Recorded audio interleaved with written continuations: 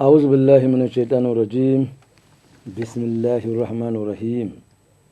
إن الحمد لله حمدا كثيرا نحمده تعالى ونستعينه ونستغفره ونعوذ به من شرور أنفسنا ومن سيئات أعمالنا.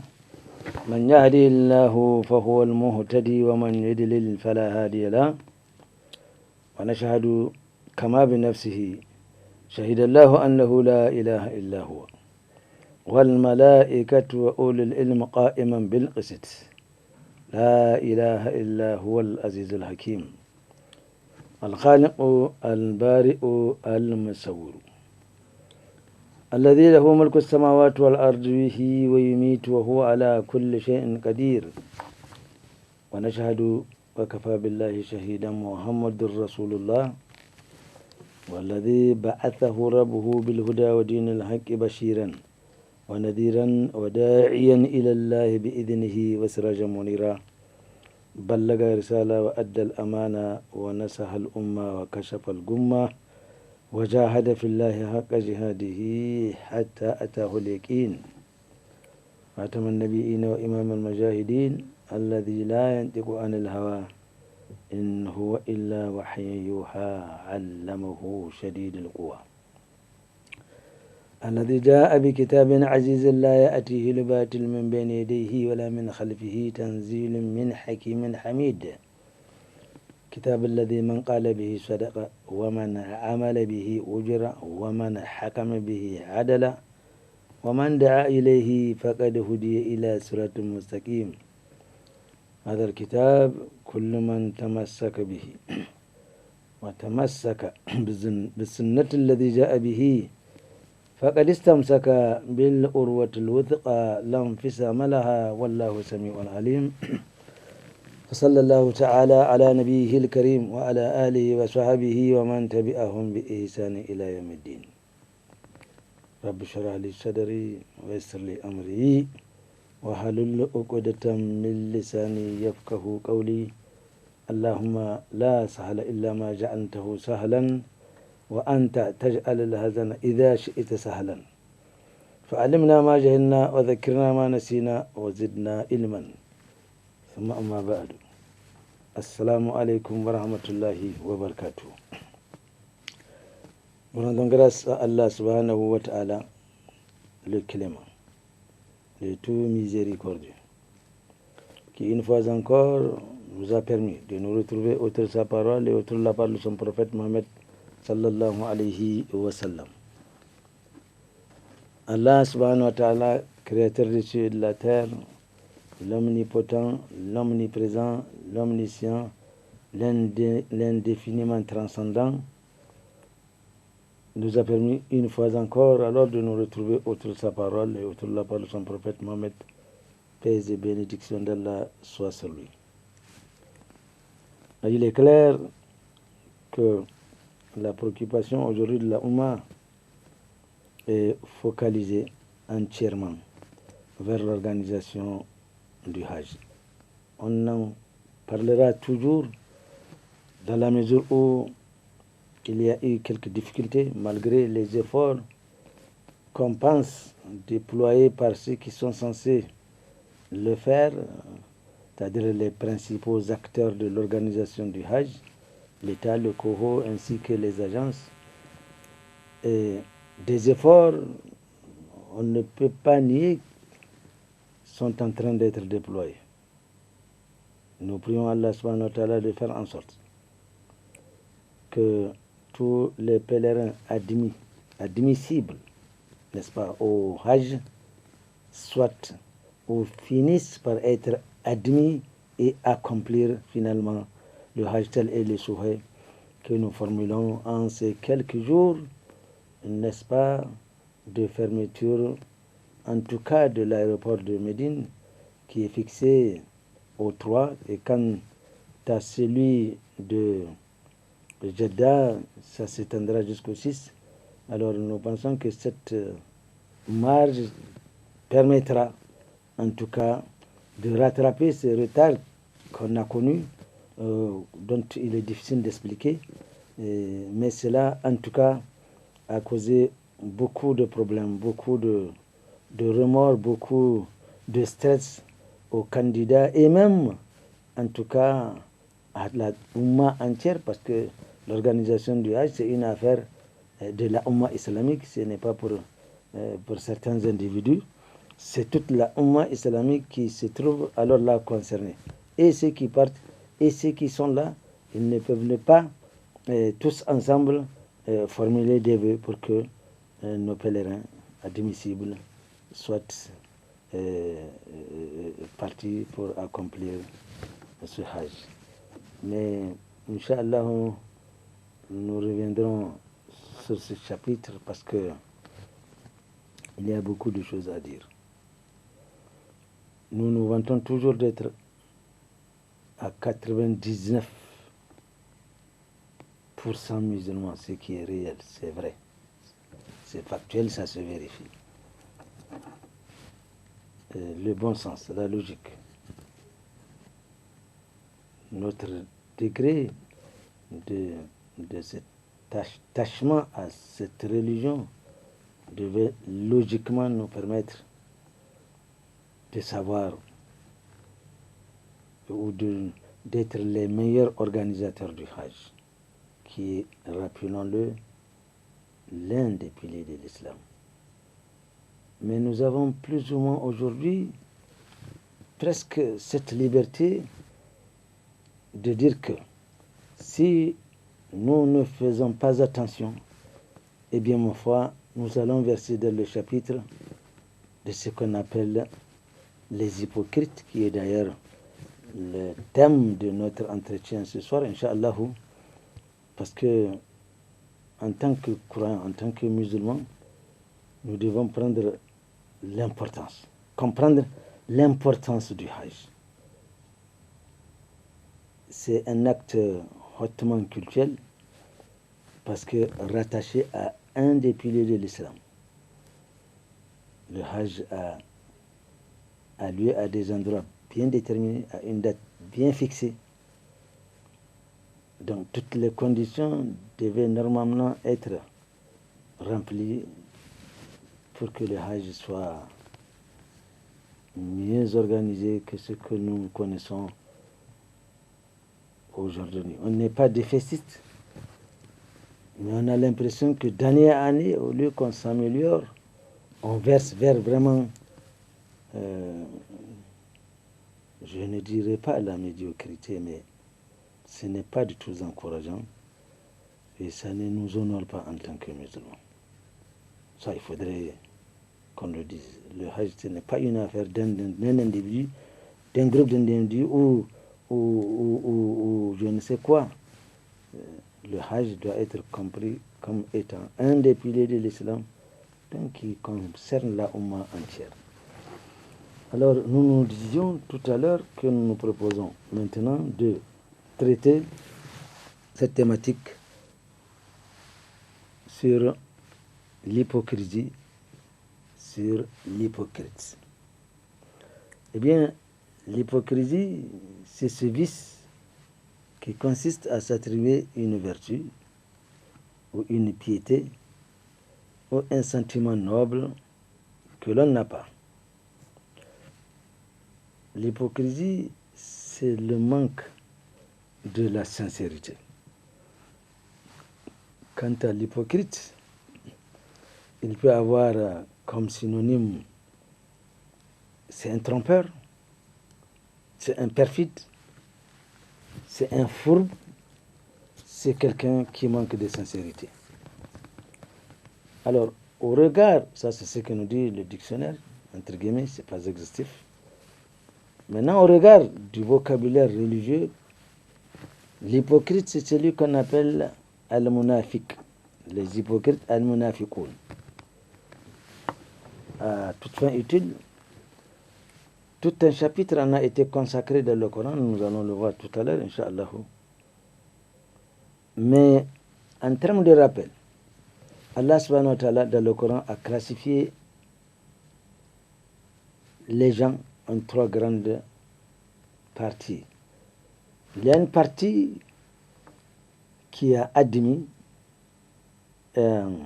et accepter les messages qu'Allah subhanahu wa ta'ala a envoyés dans l'espace et dans le temps à travers les différents prophètes et envoyés d'Allah subhanahu wa ta'ala, donc qu'on appelle les mu'minun, qui ont cru. D'abord, ils ont cru en l'existence d'Allah subhanahu wa ta'ala et ont donné crédit aux différentes missions. Et ont attesté que les missionnaires d'Allah subhanahu wa ta'ala sont bel et bien des missionnaires et qu'ils sont prêts à se conformer à ce que Allah subhanahu wa ta'ala aime et agrée sous la direction des envoyés d'Allah subhanahu wa ta'ala. Donc on appelle les soumis d'abord les musulmans et ensuite acquérir un degré dans cette foi pour devenir des croyants. Ensuite, nous avons un autre grand groupe, celui des mécréants. Donc l'opposé systématique des premiers. Ils ont refusé même l'existence d'Allah subhanahu wa ta'ala et refusé de reconnaître les missions et les supports de ces missionnaires, c'est-à-dire nier complètement l'existence de ces documents qui accompagnent, donc qui suppléent aux missions de ces prophètes et de ces envoyés. Ils ont systématiquement nié, on les appelle des négateurs, on appelle des mécréants, etc., etc. Eh bien, il reste un dernier groupe qu'on appelle les hypocrites, qu'on voit souvent dans le groupe des croyants. On les voit prier, on les voit jeûner, on les voit. Donc, ils ont préféré, ils ont extériorisé la kalimat shahada, n'est-ce pas? Ils ont admis de dire la ilaha illallah, Muhammadur Rasulullah, mais ça s'arrête là. Mais sous-marinement, ils sont prêts à créer des problèmes aux musulmans, parce que la proclamation de la foi n'est pas, ils sont pas sincères. Voilà.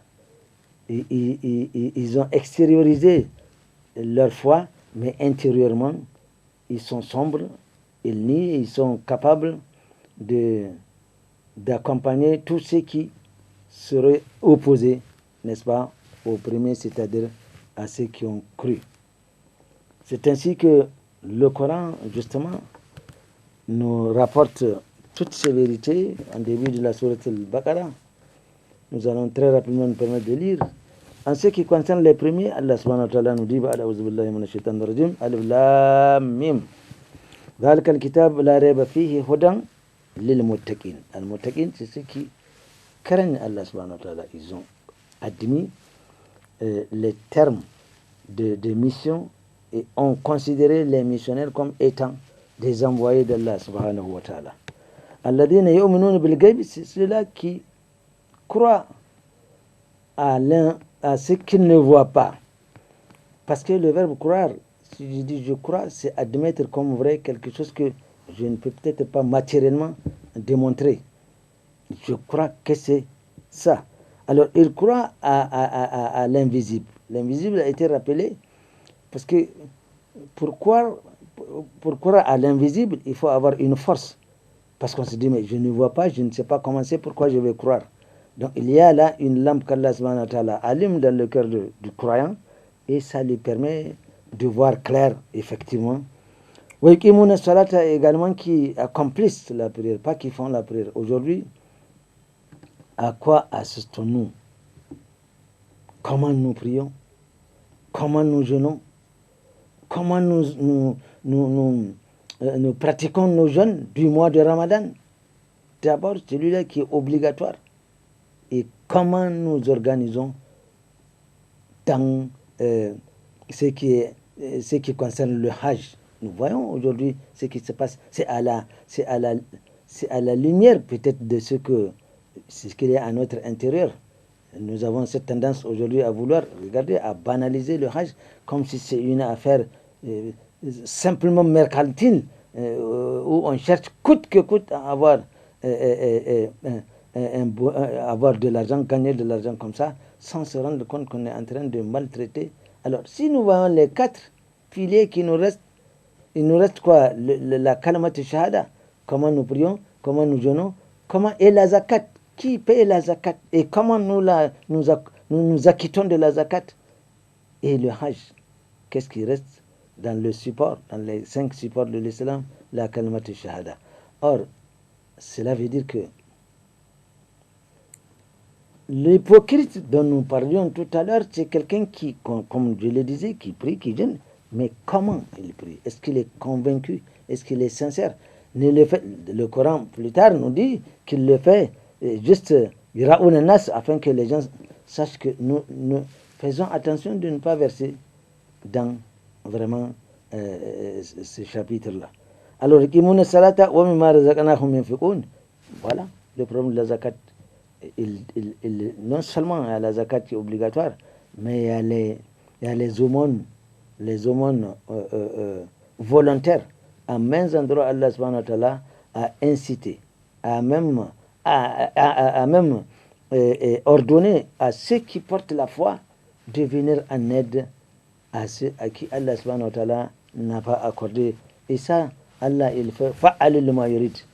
Allah subhanahu wa ta'ala ya ayyuhallazina amanu anfiqu mimma razaqnakum min qabl an ya'tiya yawmun la bay'un fihi wala khullatun wala shafa'a wal kafiruna hum adh-dhalimun. En mains endroits, Allah a invité ceux à qui il a accordé les biens de venir en aide, d'assister ceux à qui il n'a pas donné autant.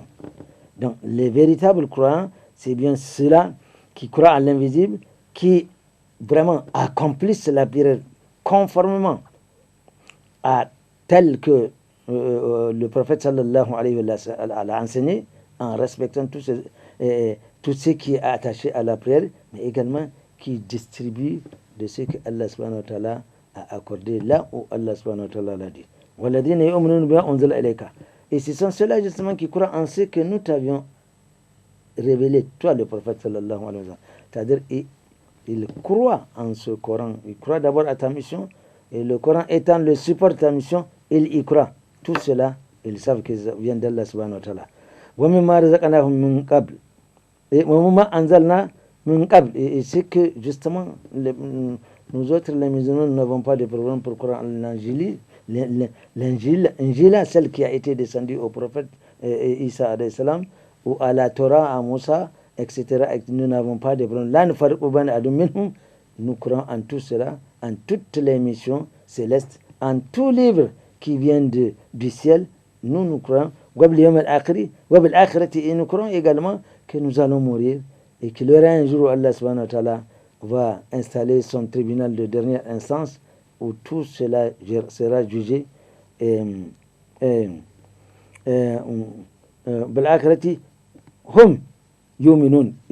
croient, justement, ils croient en cela. Allah dit, voilà ceux qui sont réellement sur la guidance, la meilleure voie qui mène directement au paradis, qu'Allah subhanahu wa ta'ala fasse que nous soyons de cela. Ce sont eux qui vont récolter le plus gros lot. Voilà, en 5 versets, la description de ceux-là qui ont la foi. Nous avons le deuxième groupe, celui des mécréants. Allah subhanahu wa ta'ala nous dit, Inna allazina kafaru sawa'un alayhim.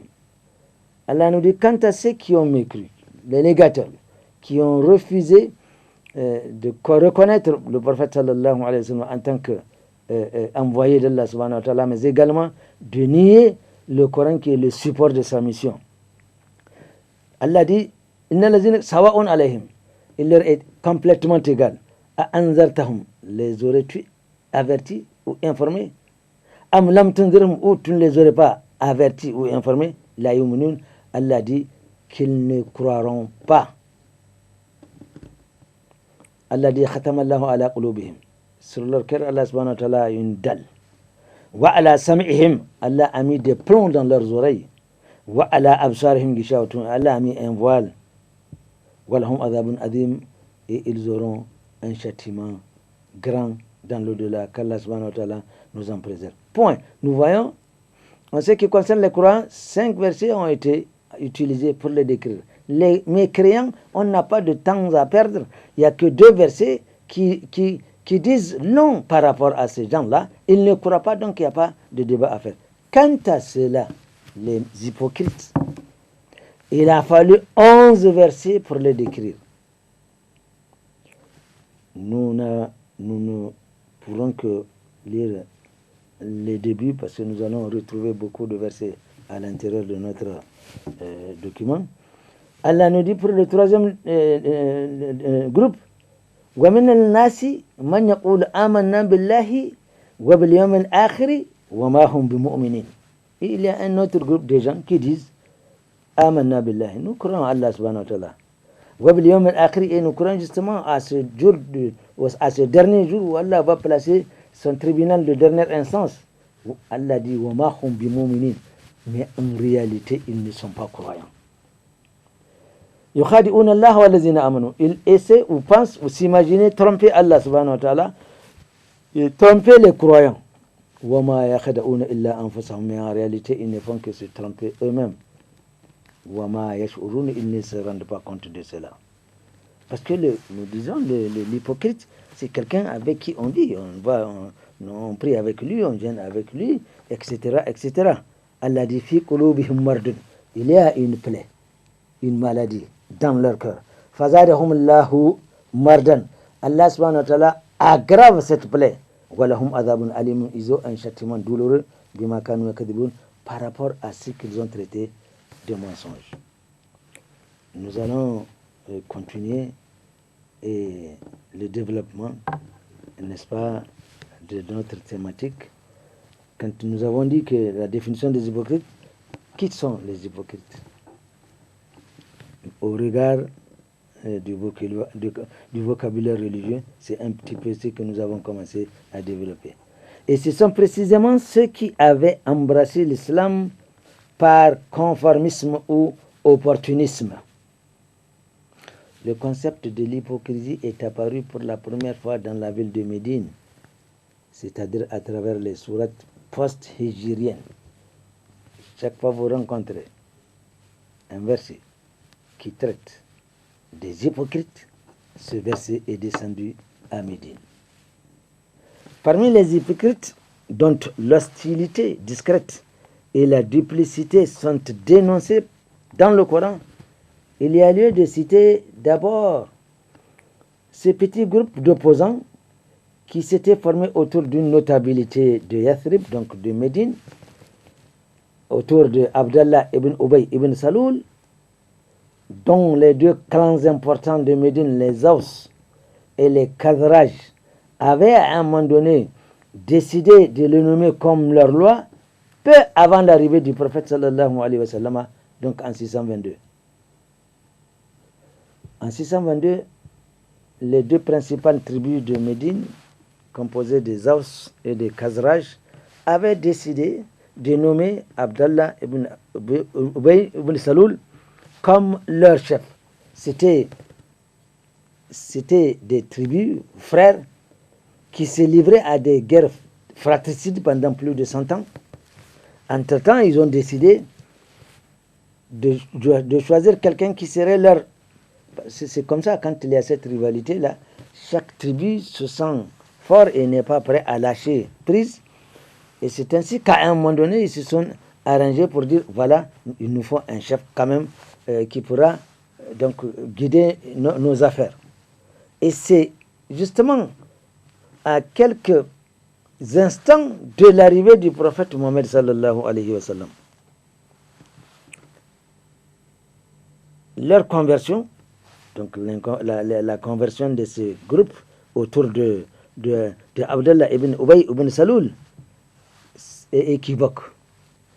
Leurs intrigues et leurs réunions secrètes ont failli plus d'une fois provoquer une grave crise au sein de la Ummah à ses débuts. C'est-à-dire, Abdallah ibn Ubay ibn Saloul était désigné pour être le roi. Entre-temps, on annonce l'arrivée du prophète Mohammed sallallahu alayhi wa sallam. Alors ça crée le mécontentement notamment du candidat à ce poste de roi, Abdallah, il n'était pas du tout content. Et c'est ainsi qu'il a formé autour de lui un groupuscule d'individus qui vont contrer toutes les activités des musulmans, avoir des canines contre tous ceux qui proclameront, et surtout les émigrés qui viennent de la Mecque. Déjà, ils ne les ont pas acceptés. Tous, à l'exception de ceux qui, justement, étaient soumis, c'est-à-dire qui ont accepté l'islam. Alors, il a formé un groupe de gens, et à chaque fois, c'est pour créer des problèmes aux musulmans. Et une fois l'arrivée du prophète, sallallahu alayhi wa sallam, c'est l'apothéose. Alors là, c'est le conflit ouvert. Autour d'Abdallah, il a créé des groupuscules qui vont chaque fois chercher à poser des problèmes, n'est-ce pas, au prophète sallallahu alayhi wa sallam, particulièrement, nous le verrons tout à l'heure, mais également à l'ensemble des musulmans. Il faut ranger aussi parmi les hypocrites les plus notoires et les plus dangereux, les nomades qu'on appelle arabes, des tribus bédouines qui n'avaient embrassé l'islam que des lèvres et qui étaient prêts à la moindre occasion d'abjurer. Leur instabilité religieuse, leur perfidie, leur superstition ont plusieurs fois été stigmatisées dans le Coran, et que leur comportement comme étant l'exemple le plus typique de l'incrédulité. En effet, le Coran nous en dit Al-A'rabu ashaddu kufran wa nifaqan wa ajdaru alla ya'lamu hudud ma anzalallahu ala rasulihi wallahu alimun hakim. Al-A'rabu ashaddu kufran wa nifaqan. Les tribus bédouines sont les plus endurcis des négateurs, des mécréants. Wa nifaqan. Certains ont proféré la kalimatu shahada, mais ils sont restés les pires et les plus sournois hypocrites. Wa ajdaru an la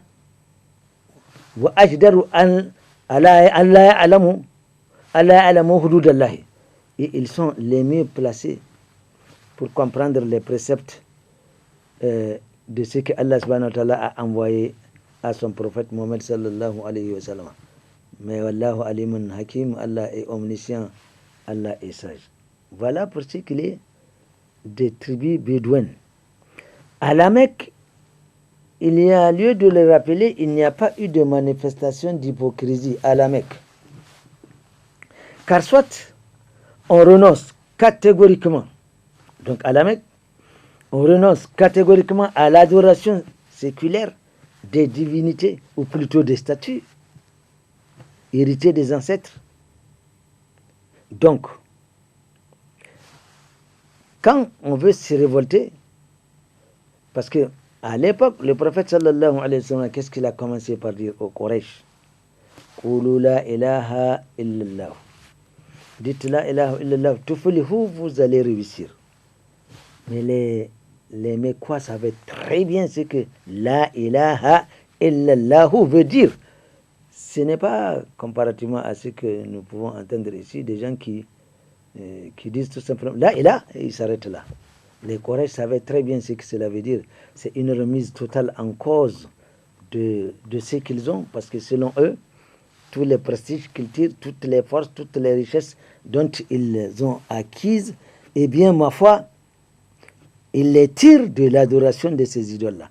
Alors, pour un rien, ils n'oseraient mettre en cause cette manière de faire. C'est pourquoi, même hypocritiquement, on ne peut pas, un Mécois ne peut pas dire la ilaha illallah. Même si c'est pour gêner le prophète, sallallahu alayhi wa sallam. Prenons l'exemple de Abu Lahab, où tout un chapitre en a été descendu. Tabbat yada abi lahab wa tab. Donc le Coran est venu vraiment le charcuter. C'est-à-dire, Abu Lahab pourrait peut-être, ne serait-ce que pour confondre le prophète sallallahu alayhi wa sallam, dire la ilaha illallah. Bon, le Coran est descendu, comme quoi moi je suis damné, mais je dis la ilaha. Ils ne pouvaient pas le dire. Ils y croyaient tellement, ils avaient peur. C'est pourquoi il n'y a pas d'hypocrisie au niveau de la Mecque. où on reste typiquement négateur, adorateur des idoles, où on se révolte et on devient musulman. C'était la solution au niveau de la Mecque. Ainsi, à un moment donné, les Mecquois ont posé la question au prophète sallallahu alayhi wa sallam, mais c'est Dieu auquel tu nous invites à adorer, ce seul Dieu, il est en quoi? En émeraude, en or, en argent, en bois, en pierre, etc., etc. Ils ont demandé au prophète, Siflana Rabbaka. Décris-nous qui c'est ton prophète et ton Dieu, ta divinité. Et c'est en ce moment qu'Allah subhanahu wa ta'ala révéla surat al-Ikhlas, où Allah subhanahu wa ta'ala dit au prophète de leur dire, Qul huwa Allahu ahad. Allah est un. Alors, regardez le sens que la réponse a pris par rapport au sens de la question. Et il demande si Allah est en ceci, en matériaux, etc., etc. Pour tout répondre, elle dit non, Allahu ahad. Allahu samad. Allah est l'unique. Allah as-samad. C'est lui dont tous les besoins sont présentés. Allahu samad. Lam yalid, il n'a pas accouché. Wa lam yulad, il n'a pas été enfanté. Wa lam yakul lahu kufuwan ahad. Voilà la description. Et absolument rien n'est comparable à Allah subhanahu wa ta'ala. Voilà en toute réponse ce que Allah subhanahu wa ta'ala révéla à son prophète pour le dire au Quraysh. Et c'est ainsi qu'ils ont dit Aj'alul alahata ilahan wahida inna hadha la shay'un ujab. Ya Muhammad, tu veux nous inviter à l'adoration d'un seul Dieu? Ça c'est quand même quelque chose d'assez bizarre, d'assez étonnant. Voilà la situation au niveau de la Mecque, où on reste typiquement mécréant, où on se révolte, parce que c'est éminemment révolutionnaire quand vous dites la ilaha illallah à la Mecque. Et c'est justement ce qu'un hadith du prophète sallallahu alayhi wa sallam nous rapporte, Man qala la ilaha illallah dakhala al-jannah. À la Mecque, c'est lui qui l'aurait dit et qui meurt au moment où il n'a pas été, n'est-ce pas, proposé de prier, de jeûner. Non, vous vous révoltez et vous dites il n'y a pas de divinité qu'Allah subhanahu wa ta'ala. Là, automatiquement, le prophète sallallahu alayhi wa sallam dit que vous allez entrer au paradis parce que c'est éminemment révolutionnaire et ce n'est pas donné à tout le monde.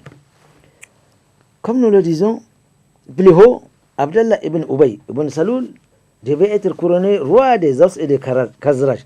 Mais l'arrivée du prophète sallallahu alayhi wa sallam trouva d'abord le projet pour mettre fin ensuite à cet événement. Et vous pouvez donc vous imaginer, aussitôt Abdallah devient la tête des hypocrites, c'est-à-dire ceux-là qui ont proféré, qui ont proclamé leur islamité des bouts de lèvres, mais qui ne sont en rien ni convaincus ni sincères par rapport à leur déclaration. Et c'est ainsi qu'Allah subhanahu wa ta'ala les dénonça. Allah subhanahu wa ta'ala nous dit وَمِنَ النَّاسِ مَنْ يَقُولُ آمَنَّا بِاللَّهِ وَبِالْيَوْمِ الْآخِرِ وَمَا هُمْ بِمُؤْمِنِينَ.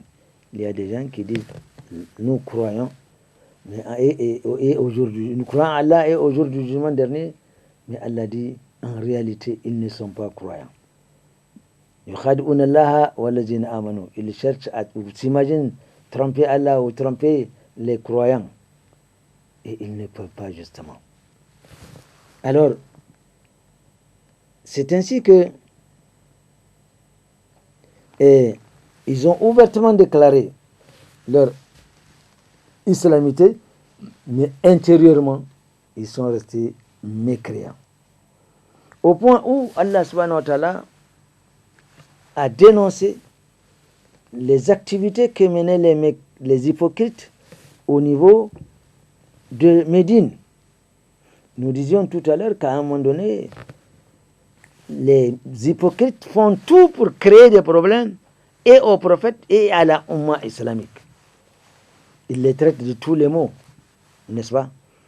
Et nous avons en mémoire cette histoire du collier d'Aïcha, radiallahu anha, qui de retour d'une mission avait été abandonné, n'est-ce pas, pour des besoins. Et entre-temps, la caravane s'était déplacée et elle n'était pas là. Ce n'est que plus tard, à son retour au lieu du camping, elle s'est rendue compte que la caravane est déjà partie. On n'a pas prêté tellement attention au moment où on posait le hangar dans lequel elle devait se trouver. Et c'est fini. Entre-temps, le chargé de surveiller, n'est-ce pas, la caravane l'a trouvé, et alors là, les commentaires, la calomnie a commencé au niveau de Médine, et on a voulu salir la famille du prophète sallallahu alayhi wa sallam. On a voulu coûte que coûte créer des problèmes à l'intérieur de la famille du prophète sallallahu alayhi wa sallam, et c'était très, très, très dur. Au point où le prophète sallallahu alayhi wa sallam demanda à Aïcha radiallahu anha d'aller chez ses parents. Ce n'est que plus tard, un mois après, c'était extrêmement difficile, parce que d'ici là, les messages circulaient, la calomnie, la diffamation, chacun va de toutes ses forces pour salir la famille du prophète sallallahu alayhi wa sallam et la Ummah islamique, bien sûr. Il a fallu un mois pour que Allah subhanahu wa ta'ala fasse descendre des versets pour innocenter Aïcha radiallahu anha. C'est dire que les problèmes de famille, ça pourrait arriver directement ou indirectement. Il ne faudrait pas que dans une famille, c'est évident, c'est normal qu'il y ait de temps en temps quelques exarmouches, n'est-ce pas, quelques controverses, c'est tout à fait normal. N'étions-nous pas souvent opposés à nous-mêmes? Parce que quand vous commettez une erreur, vous vous jugez vous-même, vous vous en voulez à vous-même. Alors, quand serait-il si vous vivez avec quelqu'un? L'essentiel, les problèmes de la famille arriveront toujours. Les prophètes d'Allah subhanahu wa ta'ala en ont connu. Voilà où le prophète sallallahu alayhi wa sallam a été obligé d'aller chez ses parents. Entre-temps, c'était à toutes ces femmes où il a décidé de les mettre en quarantaine, etc., etc. Quand nous voyons le problème qu'Ibrahim alayhi salam a vécu, lorsque sa femme Sarah ne lui a pas donné des enfants, et Hajara vient lui donner un enfant, c'était la jalousie, la cohabitation était difficile, il était obligé de délocaliser, n'est-ce pas, une partie, etc., etc. Donc, l'essentiel, c'est pouvoir adopter un mécanisme pour régler les problèmes. Mais sinon, il y a des problèmes de famille où on est là. Il faut savoir que ça pourrait arriver, mais trouver un mécanisme pour le régler. Alors, Allah subhanahu wa ta'ala, pour dénoncer les activités des mécréants, en a descendu tout un chapitre. Un chapitre majestueusement appelé Surat al-Munafiqun, le chapitre des hypocrites, qui commence par Ba'ad a'udhu billahi minash shaitanir rajim, idha ja'aka al-munafiquna qalu nashhadu innaka la rasulullah wallahu ya'lamu innaka la rasuluhu wallahu yashhadu innal munafiqina lakadhibun. Nous voyons donc que les hypocrites sont des menteurs, c'est vrai. Ils disent ce qui n'est pas juste. Alors Allah nous dit, idha ja'aka al-munafiqun, s'adressant à son prophète, il dit, quand les hypocrites viennent vers toi, ils disent, nashhadu, nous attestons, innaka la rasulullah, toi tu es l'envoyé d'Allah subhanahu wa ta'ala. Voilà ce qu'ils profèrent. Wallahu ya'lamu, Allah sait que tu es son envoyé. Wallahu yashhadu, Allah par contre atteste. Innal munafiqina, les hypocrites, les kazibun, ils mentent.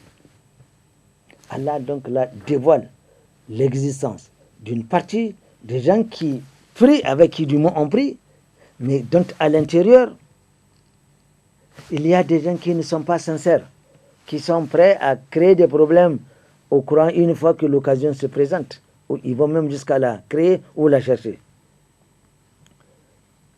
Le Coran confirme leur état de mécréance. En effet, Allah subhanahu wa ta'ala dit, ذَلِكَ بِأَنَّهُمْ آمَنُوا ثُمَّ كَفَرُوا فَتُبِعَ عَلَى قُلُوبِهِمْ فَهُمْ لَا يَفْقَهُونَ. On les traite de mécréants, c'est parce que ils ont préféré la kalimat shahada. Ils ont dit amanna, nous croyons.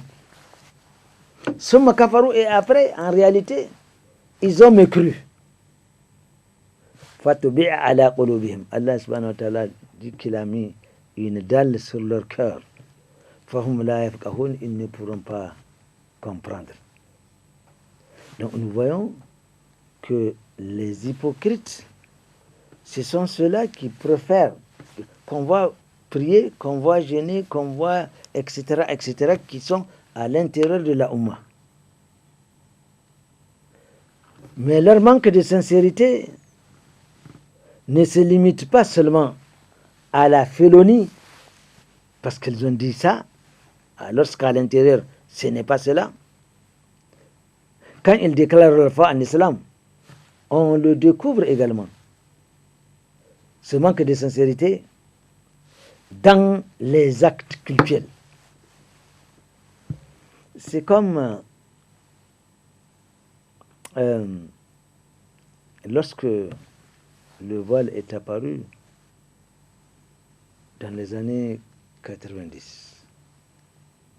N'est-ce pas, on a commencé à parler du voile.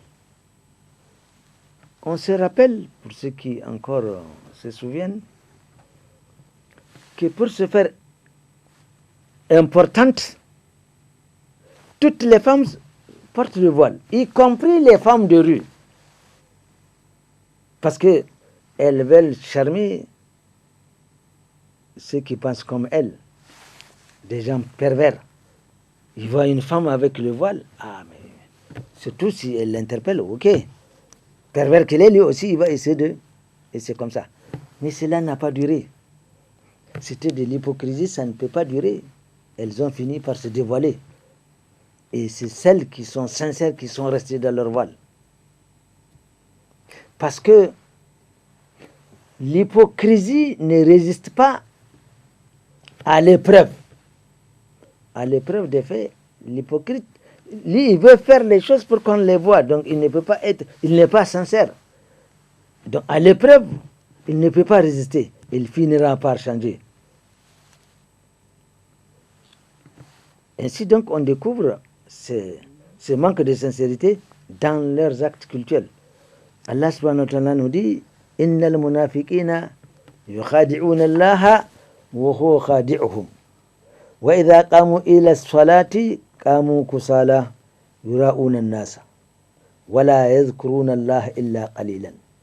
Muzabzabina bayna dhalika la ilaha ha'ula'i wa la ilaha ha'ula'i.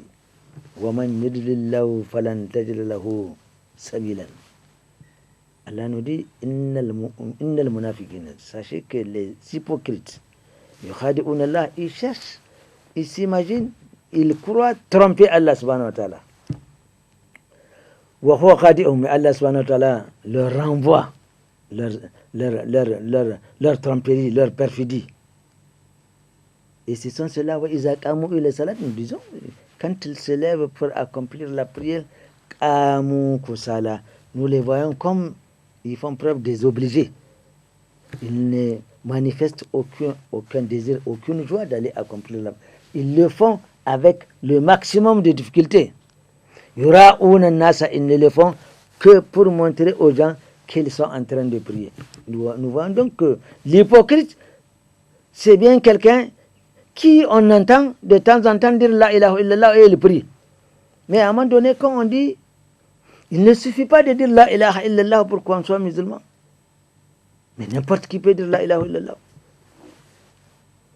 Ce n'est pas une erreur de traiter quelqu'un qui dit la ilaha illallah, même de mécréant. Parce que s'il n'en tient pas compte du contenu de la ilaha illallah, c'est que c'est de l'hypocrisie. Et nous le verrons.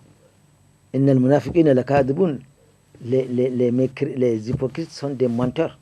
Et si tu mens à propos de la kalimat shahada, c'est-à-dire tu n'y crois pas. Et si tu ne crois pas, tu deviens mécréant. Ce n'est pas parce qu'on voit quelqu'un dire la ilaha illallah, il peut poser des actes. Il y a un certain nombre de conditionnalités qui confirment la validité de la ilaha illallah. Et si l'un des supports n'est pas, écoutez, un mouchrik, un associateur, c'est pas quelqu'un qui dit la ilaha illallah. Alors, l'associationnisme, C'est ça qu'Allah subhanahu wa ta'ala dit qu'il ne pardonnera pas, bien sûr, après la mécréance. Donc ne soyons pas surpris que quand on dit à certaines personnes, même si elles disent la ilaha illallah, non, il y a la dent des hypocrites. Ils le font pour que les gens voient.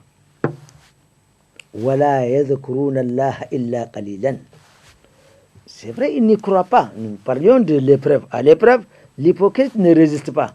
Et c'est comme ça qu'on constate qu'il n'invoque Allah que très peu parce qu'il n'est pas convaincu. Voilà, il n'invoque Allah que très très peu. Alors attention, ça là, c'est une unité de mesure. Parce que si vous ne vous donnez pas la peine d'invoquer Allah, de prier Allah subhanahu wa ta'ala, c'est-à-dire quelque part, vous n'en tiendrez pas compte de ce que Allah subhanahu wa ta'ala est capable. Et le cœur, ce morceau de viande dont le prophète sallallahu alayhi wa sallam nous a indiqué que s'il est propre, l'ensemble du corps suit la propreté, mais s'il est rouillé, s'il est sali, s'il est pétrifié, l'ensemble du corps également subit la même situation. C'est à travers le zikr, le rappel, le retour vers Allah subhanahu wa ta'ala, qu'on puisse être un bon croyant. Allah, bi dhikrillahi tatma'innal qulub. N'est-ce pas, avec les invocations, que le cœur se maintienne et que les cœurs se maintiennent et qu'elles soient automatiquement branchées au réseau d'Allah subhanahu wa ta'ala. L'hypocrite, son cœur est ailleurs. Muzabzabina bayna zalika. Il est en train de trazaner. La ilaha ula'i. Il est tantôt aujourd'hui avec les croyants. Wala ha'ula ilahi. Ou il est tantôt avec les ennemis de l'islam. Donc il fait la navette. Muzabzabina bayna zalika. La ilaha ula'i. Wala ha'ula ilahi. Allah dit Waman yadlilillahu falan tajillahu sabilan. C'est lui qu'Allah subhanahu wa ta'ala a égaré. Tu ne pourras jamais lui trouver de chemin. Qu'Allah subhanahu wa ta'ala nous en préserve. Et aussi, dans les comportements de l'hypocrite, Allah subhanahu wa ta'ala nous dit Huwa alladhi yaquluna la tunfiqu ala man inda rasulillahi hatta yanfadu walillahi khaza'inu samawati wal ardi walakinnal munafiqina la yafqahun. Ça c'est à Médine. C'est ce qu'ils sont en train de propager. Hum allazina yaquluna, ce sont ceux-là qui disent la tunfiqu ala man inda rasulillahi. On veut isoler le prophète sallallahu alayhi wa sallam. C'est des Kekanda, vous qui venez de la mer, vous nous avez d'abord empêché à ce que moi je sois couronné, qu'il soit couronné, Abdallah, n'est-ce pas? Et vous venez nous imposer vos lois, etc., etc.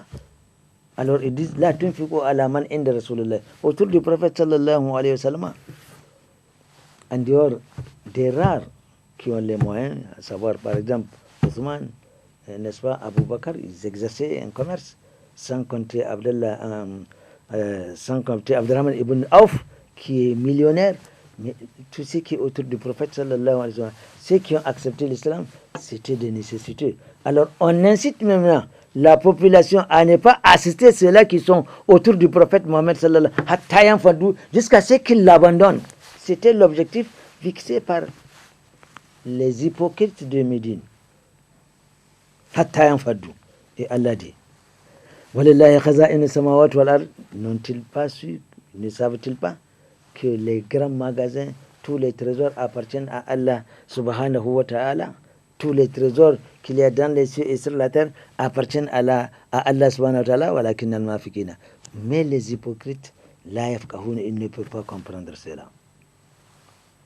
Du retour d'une mission, un jour Allah subhanahu wa ta'ala dévoila leur perfidie. Vous voyez, les hypocrites, on va même avec eux dans la guerre sainte. Mais seul Allah sait ce qu'ils sont en train de faire. Le fait qu'on ait dévoilé leur existence, eh bien à partir de ce moment, et nous verrons tout à l'heure, comment le prophète sallallahu alayhi wa sallam va-t-il se comporter avec ces gens. Un jour de retour d'une mission, alors يقولون لئن رجعنا إلى المدينة ليخرجن الأعز منها أذل ولله العزة ولرسوله والمؤمنين ولكن المنافقين لا يعلمون.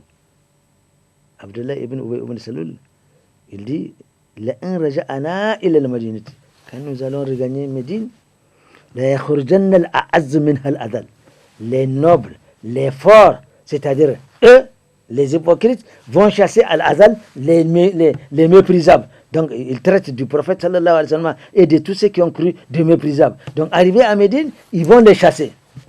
Allah dit وَلِلَّهِ الْعِزَّةُ وَلِرَسُولِهِ, la puissance, n'est-ce pas, appartient à Allah et à son prophète, ainsi qu'aux croyants. وَلَكِنَّ الْمُنَافِقِينَ, mais les hypocrites, la ya'lamoun, ils ne le savent pas. Allah subhanahu wa ta'ala ordonna au prophète sallallahu alayhi wa sallam de les combattre. Parce qu'à un moment donné, les activités s'intensifient contre les musulmans. Il y a beaucoup de coups bas à l'endroit des croyants, etc., etc. On fait tout pour salir la famille du prophète sallallahu alayhi wa sallam. À un moment donné, Allah ordonna au prophète sallallahu alayhi wa sallam de combattre les hypocrites ainsi que les mécréants, ceux-là qui lui ont déclaré la guerre. Allah dit à son prophète sallallahu alayhi wa sallam, Ya ayyuhan nabi, jahidul kuffar wal munafiqin wa galiz alayhim wa ma'ahum jahannam wa bi'sal masir. Allah interpella le prophète sallallahu alayhi wa sallam et lui dit, ô prophète, jahidul kuffar wal munafiqin, combat les mécréants et les hypocrites. Wa galiz alayhim, et sois intraitable par rapport à eux. Lorsque le verset est descendu, le prophète sallallahu alayhi wa sallam, les compagnons s'attendaient à ce que, parce que certains hypocrites étaient connus, mais ils étaient là. Alors le verset est arrivé de les combattre ainsi que les mécréants. Mais le prophète sallallahu alayhi wa sallam a dit non. Il y a une lecture à faire de ce verset. Il y a une deuxième lecture à faire de ce verset quand on peut dire Ya ayyuhalladhina amanu jahidul kuffar. Ô prophète, combat les mécréants parce qu'ils t'ont combattu. Wal munafiquna wagaliz alayhim. Wal munafiqina wagaliz alayhim. Donc on sépare le verset sans toutefois traverser son sens. Aux mécréants qui t'ont déclaré la guerre, combat-les. Wal munafiqina wagaliz alayhim. Les hypocrites qui sont autour de toi, sois intraitable, sois rude avec eux. Les compagnons disent, Ya Rasulallah, on t'a demandé, il dit, mais si je me permettrais de combattre physiquement les hypocrites avec qui nous vivons, de loin les gens vont dire, ah mais le prophète sallallahu, regardez, il est en train de combattre même les musulmans. Parce que de loin on ne peut pas savoir qui est mécréant et qui est hypocrite et qui ne l'est pas. Donc, on combat les mécréants, mais en ce qui concerne les hypocrites, il faut leur montrer qu'on les a découverts et qu'on les a à l'œil et il faut les traiter rudement. Évidemment, leur retour sera la Jahannam qu'Allah subhanahu wa ta'ala nous en préserve. Quel mauvais destin, quelle mauvaise destination. À Médine, ils ont construit une mosquée dans laquelle on complote en permanence contre les musulmans, afin de les diviser et de les affaiblir. C'est-à-dire les musulmans étaient contre deux fronts, intérieurement et extérieurement. Et ces hypocrites sont prêts à aller composer, comme le verset nous le dit. Ils sont capables d'aller vendre un secret aux ennemis de l'islam. Donc la vigilance était de mise. On les a à l'œil, les hypocrites. Alors, ils ont construit une mosquée et sous l'ordre d'un certain Abu Amir, c'est un Médinois qui est converti au christianisme, n'est-ce pas, et décidèrent de construire donc cette mosquée pour la mettre en concurrence avec la mosquée du prophète sallallahu alayhi wa sallam, c'est-à-dire la mosquée de Quba, afin de leur permettre de rallier facilement les ennemis. Donc tous ceux qui ont des griffes contre l'islam, mais ils vont là-bas prier. C'est des gens qui disent la ilaha illallah, mais qui ne vont pas qui ne sort pas de leur bouche et qui n'est nullement entré dans le cœur. Et l'avènement a été donc rapporté. Le verset nous dit وَالَّذِينَ اتَّخَذُوا مَسْجِدًا دِرَارًا وَكُفْرًا وَتَفْرِيقًا بَيْنَ الْمُؤْمِنِينَ وَإِرْصَادًا لِمَنْ حَارَبَ اللَّهَ وَرَسُولَهُ مِنْ قَبْلُ وَلَا يَحْلِفُنَّ إِنْ أَرَدْنَا إِلَّا الْحُسْنَى وَاللَّهُ يَشْهَدُ إِنَّهُمْ لَكَاذِبُونَ. Ils ont créé cette mosquée. Tout celui qui est contre l'islam, eh bien, il va là-bas prier. Parce qu'ils font tout pour rallier les gens contre les musulmans, etc. etc. Et ils jurent que notre objectif, notre intention, c'est d'être bienfaisant. Regardez la perfidie de l'hypocrite. Il construit cette maison et Allah a dénoncé, il dit, là-dedans, c'est tous ceux qui veulent contrer l'islam ou s'opposer à ce que l'islam veut, ils n'ont qu'à aller là-bas prier. Masjid al-Dirar, la mosquée du tort ou de tout ce qu'on voudra, de tout ce qui est en tout cas contraire à la logique. Et Allah dit, Wallahu yashhadu, Allah atteste, innahum lakazibun, ils mentent. Ils ont dit qu'ils ont créé cette, non, c'est pour venir, c'est une mosquée, etc. Or, Allah a dénoncé ça. Ainsi, le prophète sallallahu alayhi wa sallam nous a dit à propos de l'hypocrite, eh bien c'est celui-là, quand il parle, il ment. S'il promet, il ne tient pas à sa parole. Donc il trompe, il sait qu'il ne va pas observer du crédit par rapport à la parole, à l'engagement qu'il a pris, etc., etc. Et quand il lui arrive de discuter avec les gens, eh bien, ma foi, il déborde dans ses propos. Alors, nous sommes contentés que de décrire le comportement des hypocrites du temps du prophète sallallahu alayhi wa sallam. Question maintenant. Est-ce que nous avons des hypocrites en ce moment? Wallahi, on en a. Et il faut éviter de se trouver sur ce chapitre-là. Rien qu'en parlant, en mentant, rien qu'en promettant à ne pas tenir à sa parole, c'est un élément de l'hypocrisie. Mais quiconque, même s'il dit La ilaha illallah, Muhammad Rasulullah, on le va prier, jeûner, aller s'acquitter de la zakat et accomplir le hajj.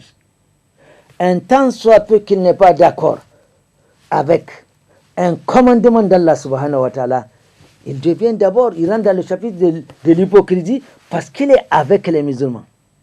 Et il finira par être mécréant. Quiconque prend une décision qui va contrer celle d'Allah et celle de son prophète, parce que le prophète sallallahu alayhi wa sallam a les pleins pouvoirs de décider. Quand nous lisons وَمَا كَانَ لِمُؤْمِنٍ وَلَا مُؤْمِنَةٍ إِذَا قَضَى اللَّهُ وَرَسُولُهُ أَمْرًا أَنْ يَكُونَ لَهُمُ الْخِيَرَةُ مِنْ أَمْرِهِمْ. Allah a donné plein pouvoir au prophète sallallahu alayhi wa sallam aussi de décider. Ceci donc dit, un croyant et une croyante, une fois qu'Allah et son prophète eurent décidé de quoi que ce soit, le croyant ou la croyante n'ont pas d'autre choix à faire. Le choix est déjà fait. C'est celui qu'Allah et son prophète ont déjà fait. Donc quiconque s'oppose à une loi d'Allah subhanahu wa ta'ala, quiconque peut-être décide de créer une autre loi contre celle d'Allah subhanahu wa ta'ala, il rentre automatiquement sous le chapitre de l'hypocrisie. Et nous voyons que l'hypocrite, c'est bien celui-là qui n'est pas sincère. Et à partir du moment où il n'est pas sincère, toutes ses activités ne sont pas sincères dans la mesure où sa profession de foi n'est pas valable, elle n'est pas sincère. Donc s'il prie, il ne peut pas penser qu'il aura des récompenses s'il fait tout ce qu'il ferait comme acte, parce que la base est déjà faussée. La kalmat la ilaha illallah n'est pas sincère. Donc faisons attention à ce que nous faisons. Il ne faudrait pas que les biens de ce bas monde-là, n'est-ce pas, nous embarquent. Il faudrait que nous fassions très attention. Alors là, je m'adresse un petit peu, ou beaucoup trop, à nos représentants à l'Assemblée nationale, de faire attention, de signer toute loi qui est contraire à celle d'Allah subhanahu wa ta'ala. Wallahi, tallahi, billahi allazi la ilaha illa huwa. Quiconque signe une loi, accepte une loi, sciemment, tout en sachant que Allah a fait une loi qui est contraire à celle-là, on veut contrer la loi d'Allah subhanahu wa ta'ala, il rentre dans le chapitre de l'hypocrisie qui l'amènera vers la mécréance. Il n'y a pas d'assemblée dans l'au-delà. Hein. Il n'y a pas d'assemblée. Le tribunal de première instance, il n'y a ni assesseur, ni avocat, ni traducteur, ni, comment dirais-je, chacun sera en présence de ce qu'il a accompli ici. Donc, faisons attention, ne tombons pas dans ces travers. Ce n'est pas parce que nous prions, nous faisons ceci, mais non. Cela doit être sous-tendu par une conviction réelle de ce que nous sommes en train de faire. Tels sont les propos qu'Allah subhanahu wa ta'ala a voulu que nous tenions ici. Nous prions Allah subhanahu wa ta'ala de nous pardonner les éventuelles erreurs que nous aurons involontairement commises et qu'il nous fasse partager les hasanat contenus dans ce que nous avons dit juste qu'il aime et qu'il agrée. Subhanakallahumma bihamdik ashhadu an la ilaha illa anta astaghfiruka wa atubu ilayka. Inna Allaha wa malaikatahu yusalluna ala nabi يا أيها الذين آمنوا صلوا عليه وسلموا تسليما اللهم صل على محمد وسلم سبحان ربك رب العزة عما يصفون وسلام على المرسلين والحمد لله رب العالمين والسلام عليكم.